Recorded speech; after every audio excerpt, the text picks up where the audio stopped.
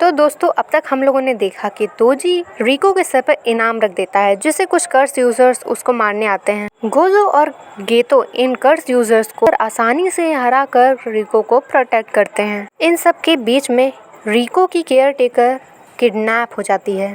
गेतो कहता है कि ये उसकी गलती है कि वो मितासो को अकेला छोड़कर आया था क्योंकि उसे लगा था कि दुश्मन उसे इतना इम्पोर्टेंट नहीं समझेंगे।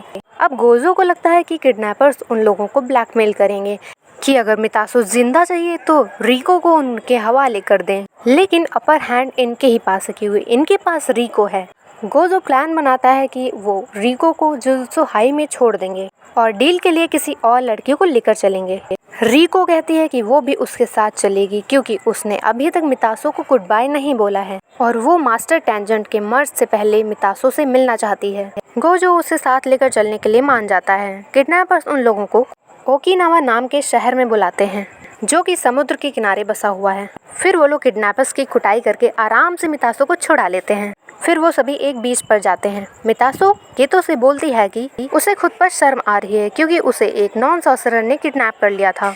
वो गेतो से पूछती है कि क्या वो लोग सच में एयरप्लेन से ही इस शहर में आए थे, उन पर किसी ने अटैक भी नहीं किया।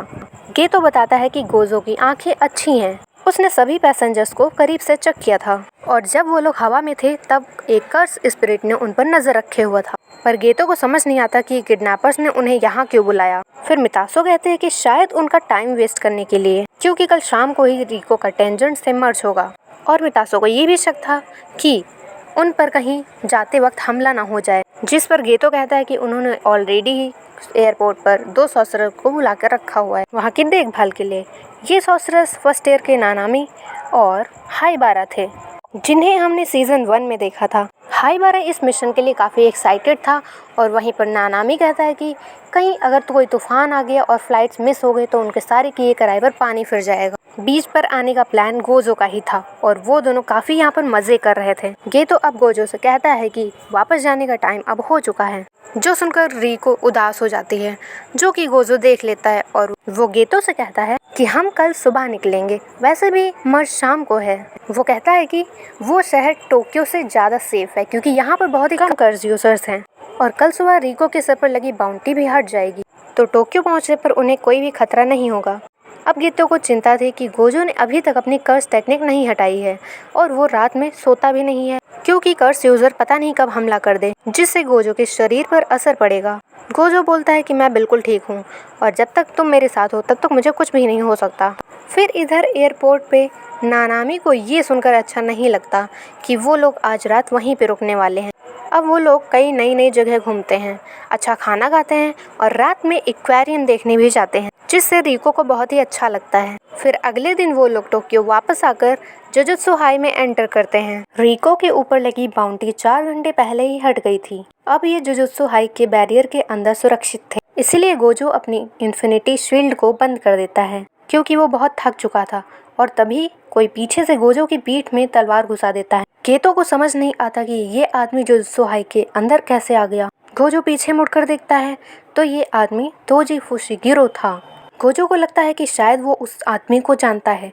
फिर दोजी कहता है कि चिंता मत करो, बहुत लोगों के नाम मुझे भी याद नहीं रहते। तभी हमें एक फ्लैशबैक दिखाया जाता है जिसमें गोजो का जन्म हो गया था और तभी उसके बहुत ही चर्चे हो गए थे क्योंकि वो 6 आइस टेक्निक्स के साथ पैदा हुआ था। तो दोजी भी गोजो को देखने गया था और तभी गोजो ने भी उसे पीछे मुड़कर देखा था।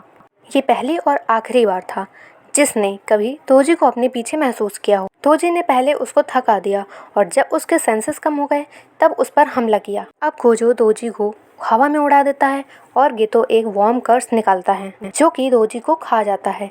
इसके बाद वो गोजो की तरफ जाता है तो गोजो कहता है कि वो ठीक है, उसके किसी वाइटल ऑर्गन्स पे चोट नहीं पहुंची है तो उसकी कर्स एनर्जी उसे ज़्यादा नुकसान नहीं होगा। गोजो कहता है कि वो रिको को मास्टर टेंजेंट के पास लेकर जाए, इस आदमी को वो संभाल लेगा।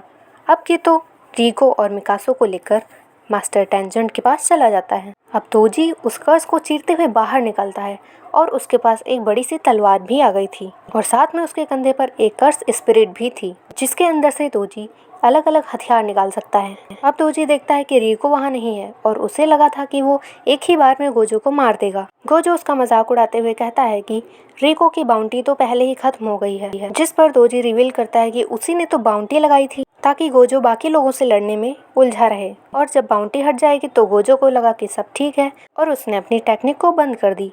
अब गोजो अपनी टेक्निक ब्लू से तोजी पर अटैक करता है, लेकिन तोजी इतना तेज था कि वो उसकी टेक्निक से बच जाता है। असल में तोजी हेवनली रिस्ट्रिक्शंस के साथ में पैदा हुआ था, जिससे उसके अंदर बिल्कुल भी कर्स एनर्जी नहीं है, लेकिन उसके बदले में वो बहुत ही ज्यादा ताकतवर है। इसी ताकत से तोजी गोजो की तरफ रफ्तार से अटैक करने आता है, लेकिन गोजो इस बार उसे दूर फेंक देता है। तोजी को पता है कि गोजो के पास एक लिमिटलेस टेक्निक है, जिससे उसके आसपास एक इन्फिनिटी शील्ड बन जाती है।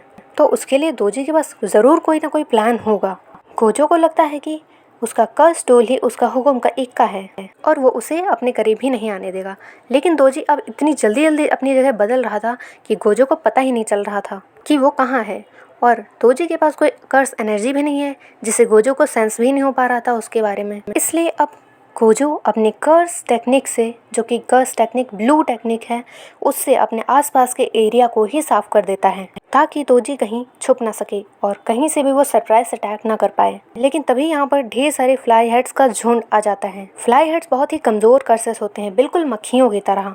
गोजो को लगता है कि ये सब भी उसी स्पिरिट के मुंह से ही निकले होंगे जो तोजी के कंधे पर है, और वो गोजो का ध्यान बटाने के लिए ये सब कर रहा है। क्योंकि अब गोजो को फिर से ठीक से दिखाई नहीं दे रहा था, इसलिए वो फिर से कर्स ब्लू का यूज़ करके उन सबको मारने की कोशिश करता है। लेकिन तभी उसके मन में ख्याल आता है कि कहीं तोजी रिको को मारने तो नहीं चला गया। और जैसे ही गोजो डिस्ट्रैक्ट होता है, वैसे ही तोजी उसके पीछे आ जाता है। उसके हाथ में स्पेशल ग्रेट कर्स टूल था, जिसका नाम है इन्वर्टेड स्पीयर ऑफ हेवन। इसका काम ही यही है कि ये सामने वाली कर्स टेक्निक को कैंसिल कर सकता है। अब जैसे ही तोजी उस पर अटैक करता है, उसकी इन्फिनिटी शील्ड बंद हो जाती है और ये तलवार सीधा गोजो की गर्दन में लगती है, जिसके बाद तोजी गोजो को ऊपर से नीचे तक चीर देता है। गोजो अपनी जान बचाने की कोशिश करता है, लेकिन कोई भी फायदा नहीं होता। तोजी उसके सर में भी वार करता है, जिससे कि उसका शरीर बिल्कुल बेजान होकर नीचे गिर जाता है, जैसे कि वो मर गया हो। इधर गेतो, मितासो और रिको को जुजुत्सु हाई के सबसे निचले वाले हिस्से में लेकर जाता है। यहाँ रिको और मितासो एक दूसरे को गले लगाती हैं और आखिरी गुड बाय बोलते हुए काफ़ी रोती हैं। फिर गेतो रिको को लेकर टॉम ऑफ द स्टार के मेन हॉल में लेकर जाता है। वो रिको को बताता है कि मास्टर टेंजेंट कहाँ है, और ये भी एक बैरियर होता है। इसके अंदर वही लोग जा सकते हैं जिनको उन्होंने खुद इन्वाइट किया हो। तो रिको अब उनके पास जा सकती है, जहाँ उसका मास्टर टेंजेंट से मर्ज हो जाएगा। या तो हम वापस मुड़ सकते हैं और अपने घर जा सकते हैं। ये सुनकर रिको चौंक जाती है, क्योंकि उसे नहीं लगा था कि उसके पास वापस जाने का भी कोई ऑप्शन है। यागा ने उन्हें बताया था कि उस लड़की का मर्ज होना उसकी जान लेने के बराबर ही है।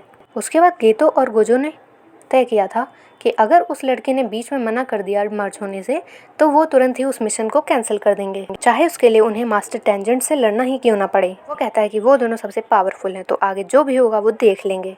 अब फैसला रिको को करना है कि उसे वापस घर जाना है या नहीं। रिको कहती है कि शुरू से ही उसे बताया गया था कि वो बाकी लोगों से अलग है और बहुत खास है, इसीलिए वो ज़्यादातर अपनी लाइफ अकेले ही रही है। अब उसके पेरेंट्स भी मर चुके थे, तो उसे लगा था कि अब उसके होने या ना होने से किसी को कोई फ़र्क नहीं पड़ेगा।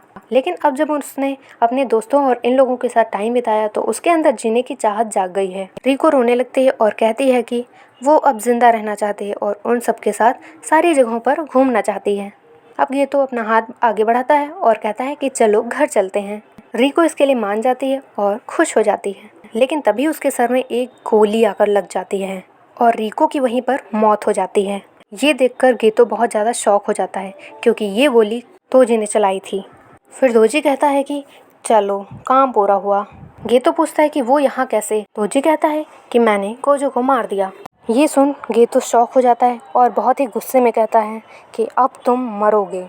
और यहीं पर ये एपिसोड ख़त्म होता है।